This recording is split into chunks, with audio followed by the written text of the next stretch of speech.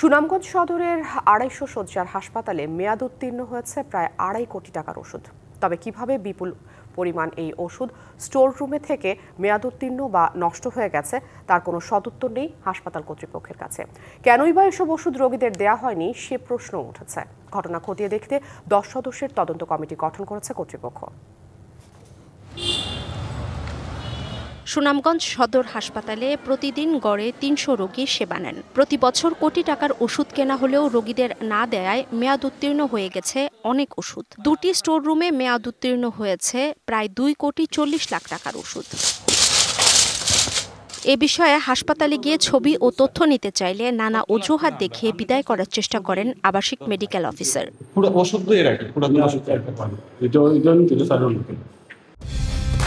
Colour expert, George sap এবং mild on hands technology সমৃদ্ধ Orix crystal wash আপনার laundry expert.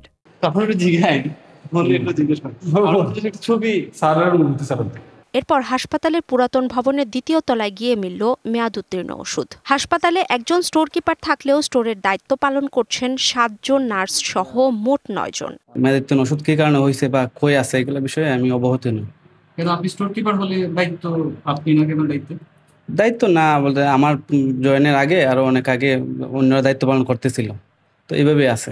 এই তালিকার বাইরে আরো অনেক মেয়াদ উত্তীর্ণ ওষুধ রয়েছে হাসপাতালের স্টোর রুমে। রোগীরা বলছেন হাসপাতালে বিভিন্ন সমস্যা নিয়ে ভর্তি হলেও বেশিরভাগ ওষুধই কিনতে হচ্ছে বাইরে থেকে। একটা তারা দিছে আর এই সম্পূর্ণ ওষুধ আমরা কিনে আনছি। তারপরে মনে করিলাম তারা ১০০টা ট্যাবলেট দেয় প্যারাসিটামল। কিছু দিবে হাসপাতাল আর দিবে বাইরে থেকে কিনে নিতাম করতে নাই। স্যালাইনটি আমার ৩টা স্যালাইন আমার কিনে আনাইছে, তারা কেন বলে নাই স্যার। এত টাকার ওষুধ কিভাবে নষ্ট হলো তা জানতে গঠন করা হয়েছে ১০ সদস্যের তদন্ত কমিটি। যাই হোক, সেটাই তো বললাম, এটা কমিটি সিদ্ধান্ত দিবে আমরা কি করতে পারি। ওষুধ মেয়াদ উত্তীর্ণ হওয়ার জন্য যারা দায়ী তাদের বিরুদ্ধে ব্যবস্থা নেওয়ার দাবি এলাকাবাসীর। DBC news desk.